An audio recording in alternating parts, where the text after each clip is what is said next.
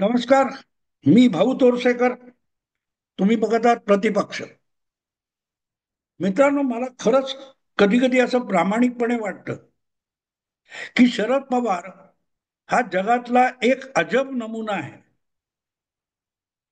आणि अलीकडल्या काळात शरद पवारांची वागणूक, वर्तन, वक्तव्य या सगळ्या गोष्टी बघितल्या तर कधी कधी मनात शंका येते की अजूनही अमेरिकेच्या नासा नावाच्या ज्या अंतराळ संस्थेचा व्याप आहे त्यात त्यांनी शरद पवार नावाचा अजुबा त्यांच्या उपयोगाचा आहे हे शोधून का काढलेलं नाही.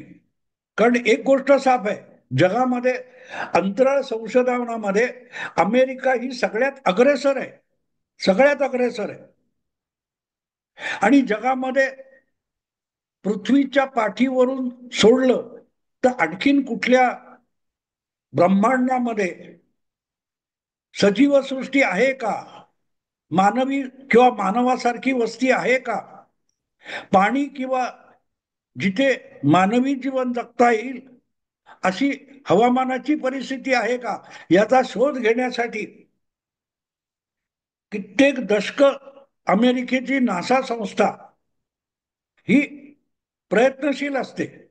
आणि ते पोहोचणं वगैरे सोडून द्या, पण निदान अशी कुठची वस्ती असेल किंवा असं काहीतरी असेल अस्तित्व, एलियन ज्याला म्हणतात, एलियन म्हणतात, ते एलियन कुठे असतील तर त्यांच्याशी संपर्क करता येईल का, आणि असे एलियन्स आपल्याला भेटू शकतील का, त्यांच्याशी संवाद करता येईल का, यासाठी नासा अखंड प्रयत्नशील असते. आणि असं असताना सुद्धा या विश्वामध्ये अनाकलनीय आणि एलियन्स सारख्या ज्या काही गोष्टी असतील त्याच्याशी संपर्क साधू शकणारा माणूस भारतामध्ये, पुण्यामध्ये आणि बारामतीमध्ये आहे, याचा शोध अजूनही नासाला का लागला नाही याचं मला नवल वाटतं. कारण शरद पवार हा कदाचित जगामधला असा एकच माणूस आहे की जो एलियन्स सारख्या अगोचर,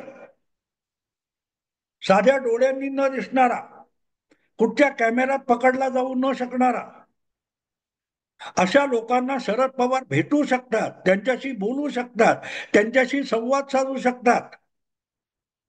ही किमया ज्या शरद पवारांकडे आहे त्यांना आपल्या अंतराळ संशोधन योजनेमध्ये किंवा कार्यक्रमामध्ये नासाने का सहभागी करून घेतलं नाही, हा प्रश्न मला कधी कधी पडतो. कारण शरद पवार अनेकदा अशा एलियन्सच्या गोष्टी सांगत असतात. काल परवा त्यांनी अशीच एक एलियन, दोन एलियन त्यांना भेटायला आले होते असं पत्रकार परिषदेत सांगितलेलं. ते एलियन्स होते. आणि एलियन्स कोण असतात सांगा मित्रांनो? एलियन्स म्हणजे ज्यांची नावं नसतात, ज्यांचा पत्ता नसतो, ज्यांच्याशी कसा संपर्क साधावा हे तुमच्या आमच्यासारख्या सामान्य माणसांना आणि अगदी शास्त्रज्ञांना सुद्धा प्रश्न पडतो, कोडं पडतं की यांच्याशी संपर्क कसा करावा, आणि हे दिसतात कसे, हे आहेत कसे, त्यांची नावं काय, आपल्याकडे याचं काही उत्तर नसतं. आणि अशी लोक येऊन शरद पवारांना भेटतात आणि शरद पवारांना विद्यमान घडामोडीमध्ये मदत वगैरे हवी असेल तर मदत करायला सुद्धा तयार असतात. हा माणूस पृथ्वी तलावर अंतराळ संशोधन किंवा एकूण शास्त्रीय वैज्ञानिक संशोधन यासाठी किती बहुमोलाचा आहे हे तुमच्या लक्षात यावं म्हणून ही पार्श्वभूमी सांगितली. काल परवा तुम्ही ऐकलं असेल ना, पत्रकार परिषद घेतली शरद पवारांनी आणि त्याच्यात त्यांनी आपल्याला दोन एलियन्स भेटले असा जबरदस्त खुलासा केलेला आहे. एक वर्षापूर्वी म्हणजे महाराष्ट्रातली किंवा देशातली लोकसभा निवडणूक संपली होती, त्यानंतर जम्मू काश्मीर आणि हरियाणा या दोन विधानसभांच्या निवडणुका संपलेल्या होत्या. आणि काय ते झारखंड आणि महाराष्ट्र या दोन राज्यांच्या विधानसभा निवडणुकांची घोषणा कधीही होऊ शकते अशी परिस्थिती गेल्या वर्षीच्या ऑगस्ट महिन्यात होती. 2024च्या ऑगस्ट महिन्यात, म्हणजे एक वर्षपूर्वी आणि अशा वेळेला दोन एलियन्स दिल्लीच्या शरद पवारांच्या निवासस्थानी आले होते. हे माझ्या डोक्यातलं नाही, लक्षात घ्या. हा कल्पनाविलास माझा नाही आहे, हा खुद्द शरद पवारांचा आहे. शरद पवारांनी सांगितलंय की त्यांना दिल्लीत दोन माणसं भेटायला आली आणि त्या दोघांनी शरद पवारांना अशी ऑफर दिली आणि गॅरंटी दिली की महाराष्ट्राच्या विधानसभा निवडणुकीमध्ये 288 पैकी 160 आमदार महाविकास आघाडीचे निवडून आणण्याची गॅरंटी आम्ही देतो. आणि हे सांगितल्यानंतर शरद पवार म्हणाले, असे लोक निवडणुकीत अधूनमधून भेटत असतात, निवडणूक काळात भेटत असतात, पण ते शरद पवारांना भेटतात, इतरांना भेटत नाही, हा चमत्कार आहे ना. आणि लगेच त्यांनी पुष्टी जोडली की त्यांचे नाव आणि पत्ते माझ्याकडे नाहीत. मित्रांनो, एलियन्स आपल्याला भेटले, एलियन्सना आपण बघितलेलं आहे, एलियन्सशी आपण बोललेलो आहोत असं सांगणारी शेकडो माणसं जगभर आहेत. पण जेव्हा कुठलाही शास्त्रज्ञ, कुठलाही संशोधक अशा व्यक्तीला कुठे एलियन भेटला, त्याचा पुरावा काय असं विचारतो, तेव्हा त्याच्याकडे कुठलाही पुरावा नसतो. ना त्या एलियनचं नाव असतं, ना पत्ता असतो.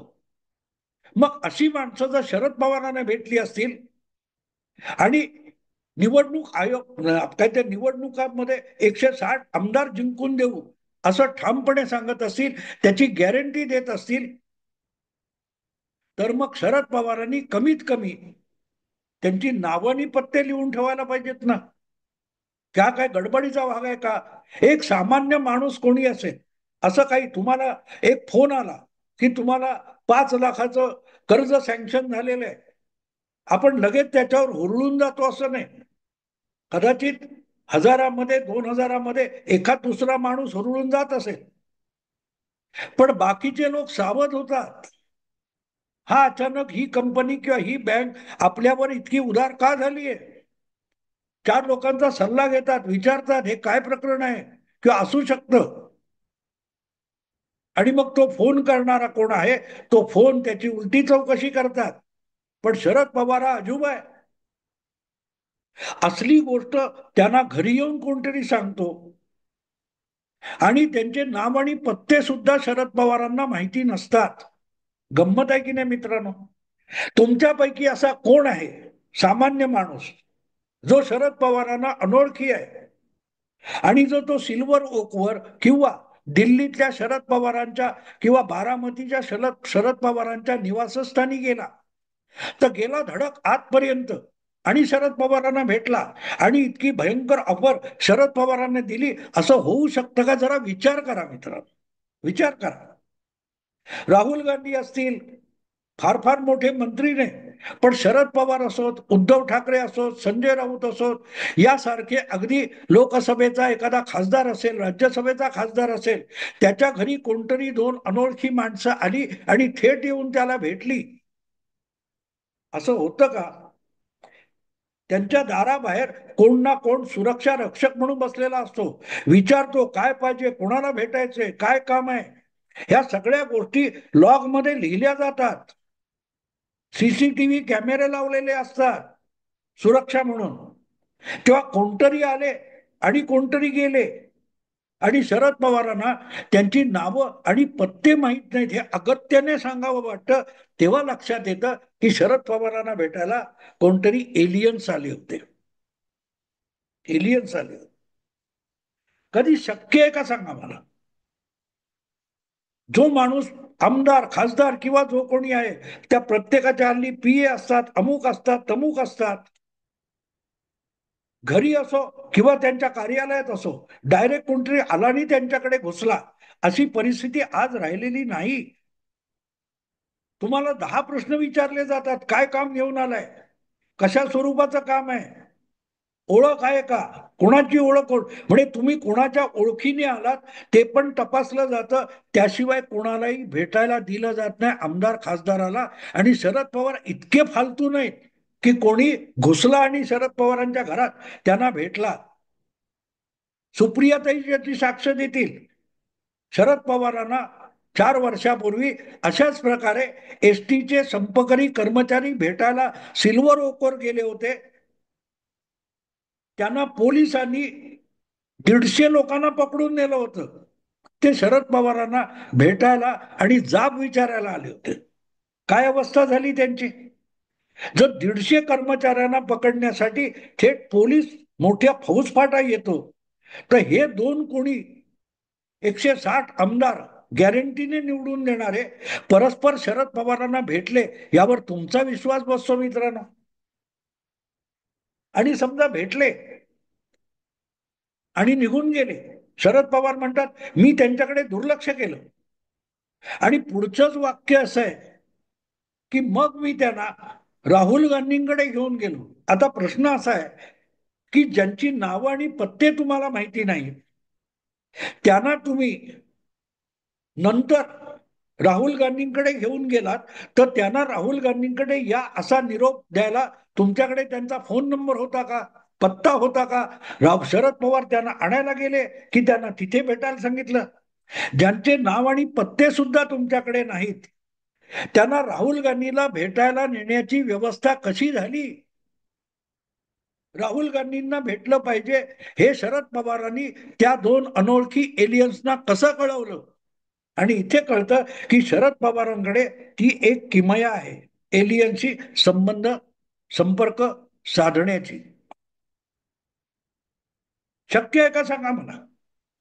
नाव आणि पत्ते ज्यांचे तुम्हाला माहिती नाहीत, त्यांना तुम्ही परत एकदा बोलवता आणि राहुल गांधींची गाठ घालून देता. आणि राहुल गांधींकडे सुद्धा हे दोघे जण जातात, तेव्हा त्यांचीही ते कशासाठी आलेत, कुठून आलेत, कुठच्या ओळखीने आलेत, कुठच्या कामासाठी आलेत, हे न विचारताना राहुल गांधींपर्यंत भेटवलं जातं. कारण पवारच सांगतात की परत एकदा त्या दोघांनी, राहुल गांधी आणि शरद पवारांना 160 आमदार निवडून आणण्याची गॅरंटी दिलेली आहे. म्हणजेच विषय असा होतो की शरद पवार दुसऱ्यांदा त्यांना भेटले किंवा शरद पवार त्यांना घेऊन राहुल गांधींकडे गेली, ती त्यांची दुसरी भेट होती. आणि तरीही शरद पवारांना त्यांचे नाव आणि पत्ते माहिती नाही. आता नाव आणि पत्ते माहिती नसतील तर ते कुठे असतात, काय करतात, निवडणूक कुठच्या किमयेने जिंकून देणार, ईव्हीएम हॅक करून जिंकून देणार, कसे जिंकून देणार सांगा मला मित्र. डोकं चक्रावून जातं की नाही बघा. पण कुठल्याही पत्रकाराचं डोकं चक्रावून जात नाही. शरद पवार इतकं धादांत खोटं बोलतात, तेव्हा सगळे पत्रकार भक्तिभावाने महाराज काय सांगतायत हे कौतुकाने ऐकत असतात. ती गुगली आपल्या थोबाडावर येऊन आपटू नये म्हणून सगळ्यांची थोबाडं बंद होतात. ज्यांचे नाव पत्ते तुम्हाला माहिती नाहीत आणि त्यांच्याकडे तुम्ही दुर्लक्ष केल्यानंतर 1 वर्षभर जणू काय शरद पवारांनी आपली मेमरी डिलीट करून टाकलेली असते की त्यांना हे दोन माणसं 160 आमदारांची गॅरंटी घेऊन आपल्याला भेटले हे आठवत सुद्धा नाही. कमाल आहे की नाही शरद पवारांची मेमरी. शरद पवारांची मेमरी ही एखादा मोबाईल, कॉम्प्युटर, लॅपटॉप याच्यासारखी अपलोड करता येते, डाउनलोड करता येते आणि डिलीट करता येते, या टेक्नॉलॉजीने भारावलेली आहे का, भरलेली आहे का? काय आहे नेमकं शरद पवार हे रसायन काय मित्रांनो. आणि ही अशी पहिलीच भेटलेली दोन माणसं नाहीयेत. अशी दोन माणसं पहिल्यांदा नाही भेटलेली. तुम्हाला आठवतं मित्रांनो, ज्यावेळेला ते सुशांत सिंग राजपूत आत्महत्या, दिशा सालियन हे प्रकरण गाजत होतं, त्यावेळेला कोल्हापूरला का साताऱ्याला शरद पवारांना एक शेतकरी भेटला होता. तो सुद्धा एलियन होता. चंद्रावर शेती करतो आणि मंगळावर पीक कापतो. म्हणजे चंद्रावर शेती करतो आणि मंगळावर पीक कापतो आणि गुरु या ग्रहावर नेऊन तिथल्या बाजारपेठेत, तिथल्या कृषी उत्पन्न बाजारपेठेत पीक आपलं विकतो. असा एक एलियन शरद पवारांना भेटला होता साताऱ्याला आणि म्हणाला आपले शेतकरी इतके प्रचंड आत्महत्या करतायत, त्या आत्महत्येची कुठे चर्चा होत नाही. महा अभिनेता नट कोण आहे त्याच्यासाठी इतकी चर्चा कशाला?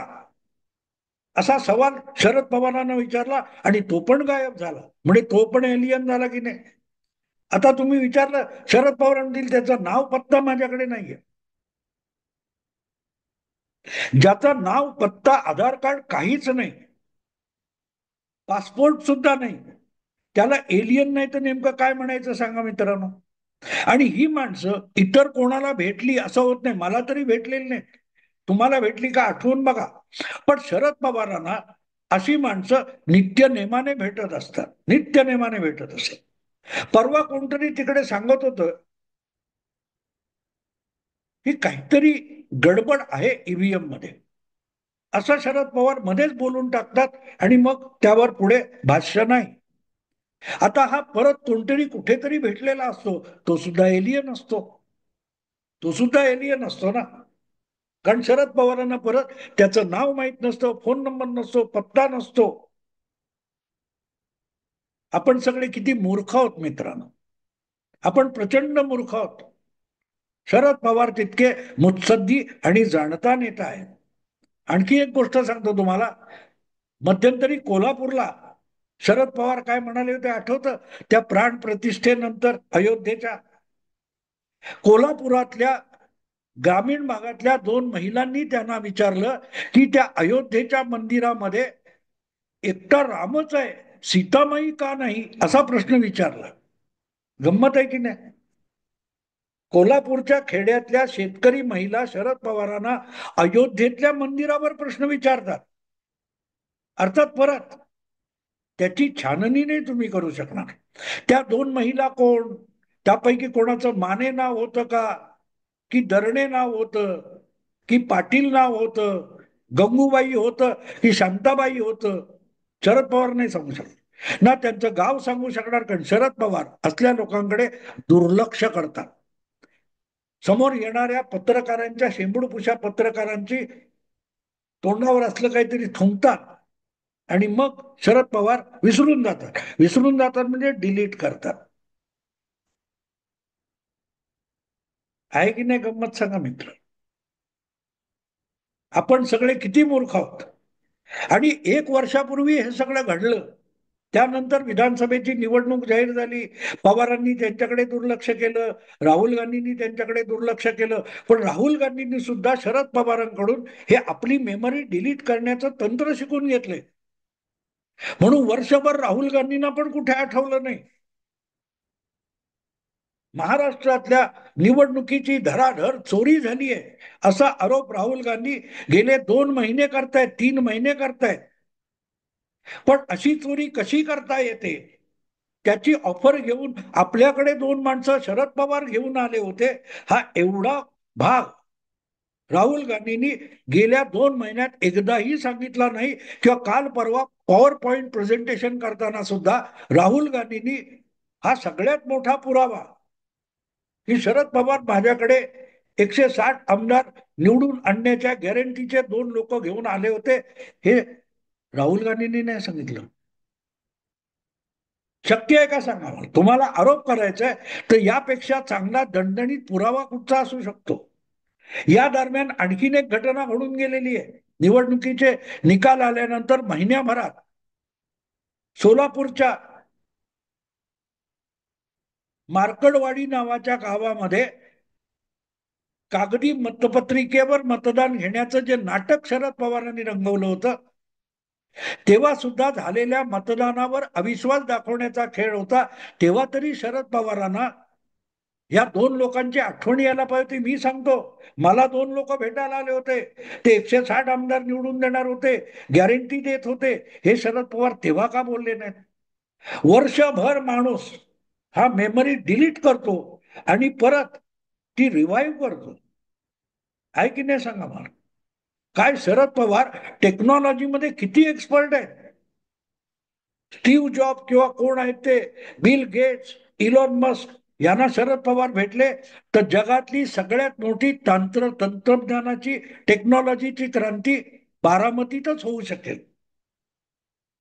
कारण अजून तरी या सगळ्या नासापासून जगभरच्या सगळ्या संशोधन संस्था आहेत, यापैकी कोणालाही एलियन्सना भेटलेला किंवा एलियनशी संवाद करू शकणारा किंवा एलियन्सना हाकून लावणारा आणि एलियन्सकडे दुर्लक्ष करणारा जिवंत माणूस या कुठल्याही संस्थेला भेटलेला नाही. तो सुदैवाने महाराष्ट्रात आहे. मुख्यमंत्री देवेंद्र फडणवीस यांनी यात लक्ष घालून बारामतीमध्ये एक मोठं संशोधन केंद्र उभारावं आणि त्यामध्ये शरद पवारांचा मेंदू, स्मरणशक्ती यावर करोडो रुपये ओतून संशोधन सुरू करावं एवढी विनंती करून थांबतो. आवडलं लाईक करा, शेअर करा आणि प्रतिपक्षाला सबस्क्राईब करा. नमस्कार.